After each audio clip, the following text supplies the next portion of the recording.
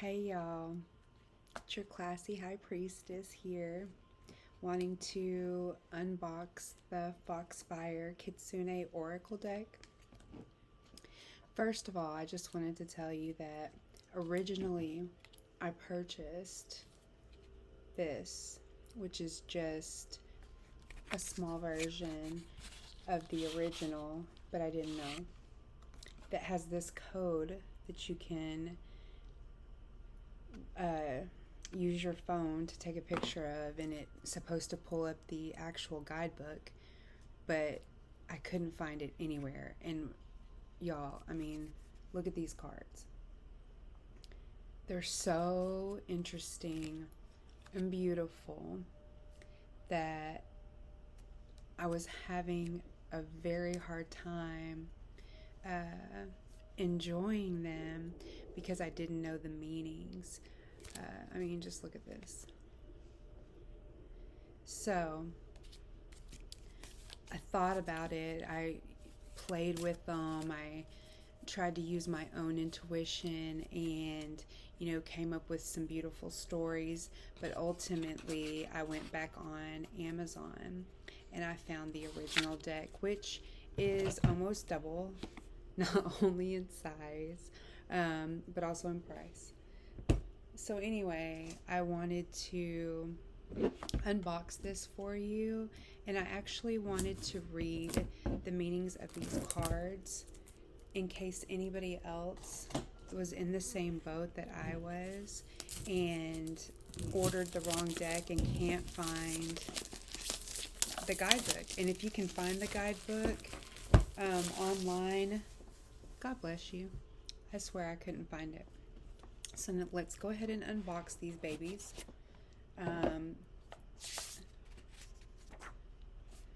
First of all, yes, you can tell right off the bat the cards are way bigger than these. But again, now that I know, because I have the guidebook, I will be able to take the smaller cards with me whenever I'm out. So I just really wanted to get started and kind of read through this Kitsune Oracle deck by Lucy Cavendish. So many beautiful cards, 45 in total. So I just want to go ahead and read this prelude for you really quick. It says, in ancient times there were lands on which burned fires that possessed powers far beyond those of ordinary flames. These fires healed, lit the path before the people, kept their soul flame alight, and sparked many a passionate idea to those ready to receive them. In those places, which are known now as legends, the holy fires burned and were fed and fanned by priests and priestesses, whose hair over time became as red as the flames they so lovingly tended. But the first land, the one spoken of as Mu or Lemura, was doomed, and the survivors fled the sinking shores in the wooden boats. Some carried the sacred flames to the other lands they found themselves within. Those who made it to the empire known as Atlantis shared the holy fire's power with those who said they could be entrusted with such divine energies. But history repeats, friends, when we are not aware of the shape of things, the shape things take.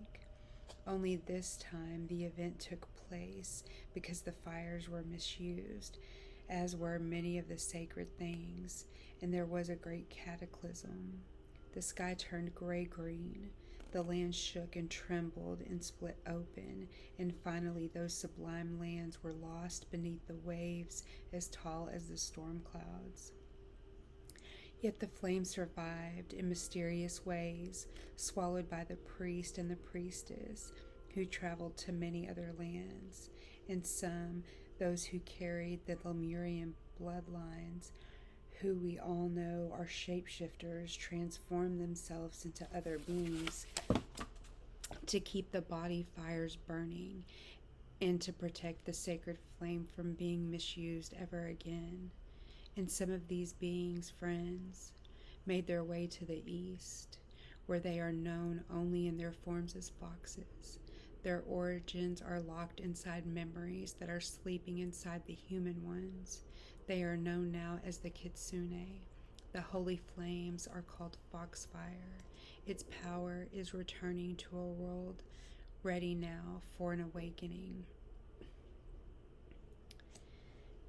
Then it goes on, and I don't want to read all of this because I believe that if you are truly interested in the Kitsune, that you will look them up and understand exactly who these people were.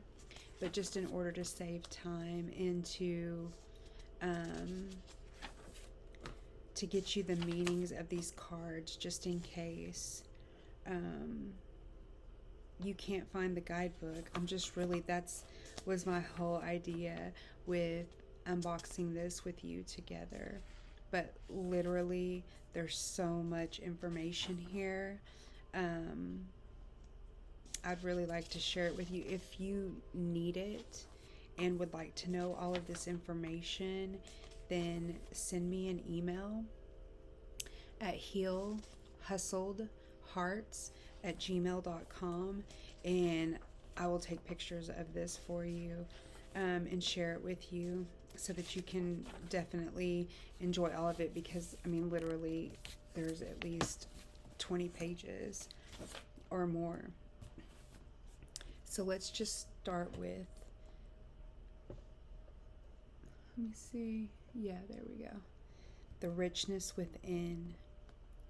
Each of us has worlds within us, ideas that swirl and dance, thoughts of depth and beauty, feelings about events in our lives and in the life of the world, which often are never born into the world that lies beyond the border of self.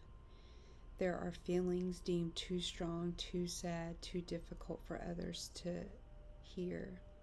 We do not want to be rejected or thought ill of, so we keep so much within. It's within our private moments that we can explore these ideas, let them be free, and see what can come of them. This card is your sign to give some of the beautiful wealth of ideas and thoughts, all the worlds and feelings unspoken, their freedom at last. For with you now is a safe place, akin to this place where a kitsune, in the form of a girl, allows her own creative and deep thoughts their release. And as they tumble about in their newfound freedom, she will find that they have purpose and value, meaning in life beyond that of her mind. Likewise, you too, seeker, will now find a safe place to release, expand, share, and wonder out loud. You will permit yourself to open up and to feel out loud. And although there will be sadness and there will be feelings that so many others avoid, it's time for you to allow those feelings their moment to grow outside of yourself. All that you have held within is no longer taboo, no longer forbidden. It is part of the rich path of our humanity, and you're encouraged now to find a safe space, a safe friend, a nourishing place, an environment to speak to the many wonders that lie within you into the world, and in doing so, enrich it beyond measure.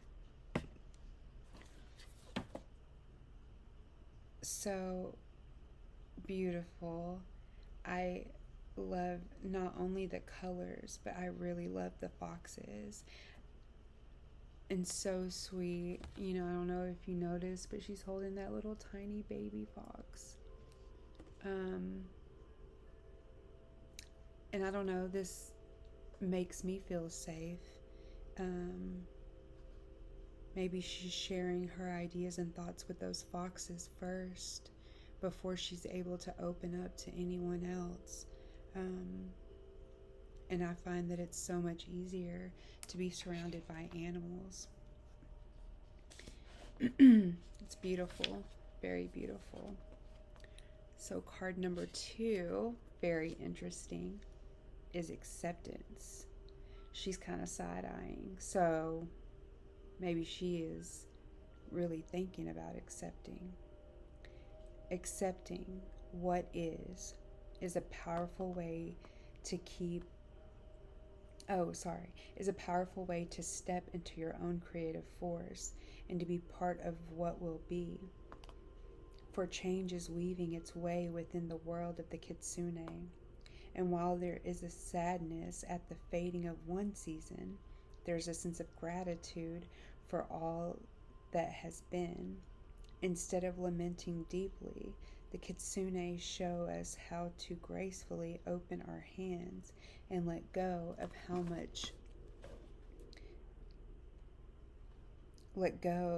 of what now must pass. This passing is not forever, it is simply for time. But we are reminded with this card to allow whatever needs to leave now to go and stay within the moment of change and appreciate its gifts.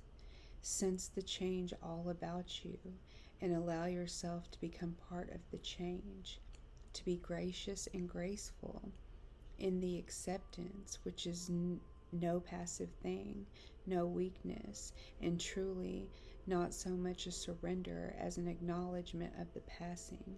It is presence and recognition and allowance. This card can be of assistance to those of who you are unable to see the blessing and gifts within the transition, and to those of who are rushing through the change, hoping rushing will help you cope. Take your time to savor the passing, just as the kitsune is admiring and immersing themselves in the gifts of the autumn maples, knowing that the acceptance of this impermanence brings a deep and lasting sweetness, a beauty that can unlift and strengthen you, and a place where you can now decide what it is you will change within yourself to match the change all about you. Take time to make adjustments to your own self. Explore yourself and know what it is that can be enhanced and what can be left behind. There is a harvest to come at the end of letting go, and the harvest will grant you abundance according to the depth of your own willingness to embrace the cyclic nature of the heavenly life upon earth. So no wonder that she's kind of side-eyeing. Acceptance is a struggle. It's not something that comes easy to a lot of people. You definitely have to be willing to embrace change. And I think this is a beautiful way to show that. She's holding a fan, so you know at some point maybe she's nervous and gets hot under the collar. Again, you know, it's all about being present and being grateful for the moment that we have. Number 3 is tea ceremony, and I love that. Look at her little paws holding the cup of tea. So let's see what the book says.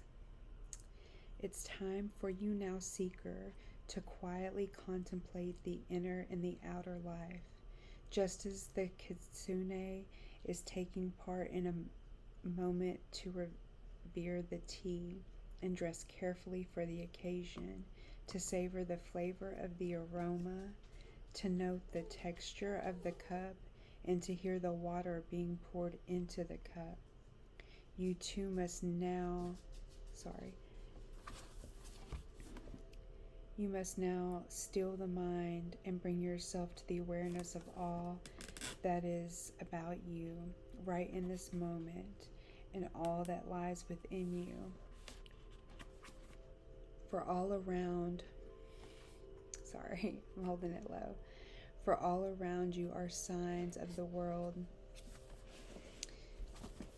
For all around you are signs of the world that will not endure.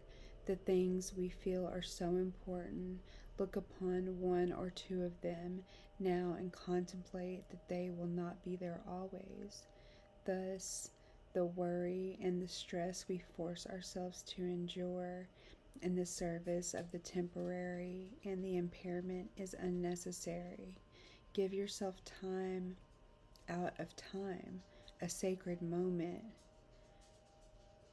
a transformation of awareness, and see what is about you. Note it.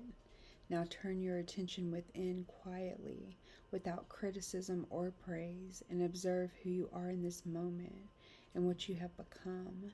Breathe quietly, and you will find a moment's peace amidst all the whirl of the world. You will feel yourself stepping outside the frenzy and into a space where there is soul, where there is beauty, where there is timelessness. From this moment, take some time to simplify some of your own life practice. Give away several possessions which are no longer used, worked with, or connected with. Make some space in your life for quiet, still contemplation. Reduce the drama that so many find compelling and turn your heart and hands to the creation of harmony, a practice that can offer you so much peace. And of course, you may wish to slowly, with great consciousness, drink a healing tea, all the while aware of its heat, its scent, its taste, and the colors and sounds all around you. Welcome back to your own five senses, the great gifts of the spirit. Never see them again as less, for when they are appreciated and worked with, they are gateways to moments of sublime beauty, even enlightenment. This is also a card about staying present, and in your present moments, you find appreciation for things that you may not have noticed before.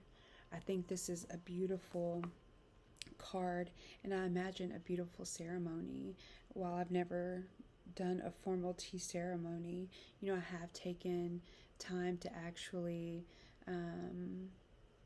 fix a glass of tea and truly enjoy it in ways that I never had before.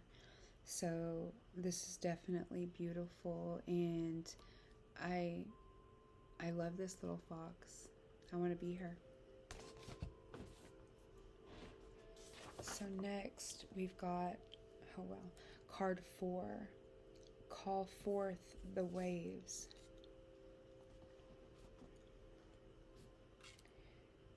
I mean, the color, and I'm not really sure because of all the lighting, if you can see just exactly how beautiful it is. But all of these cards have this amazing, beautiful, soft watercolor essence to it.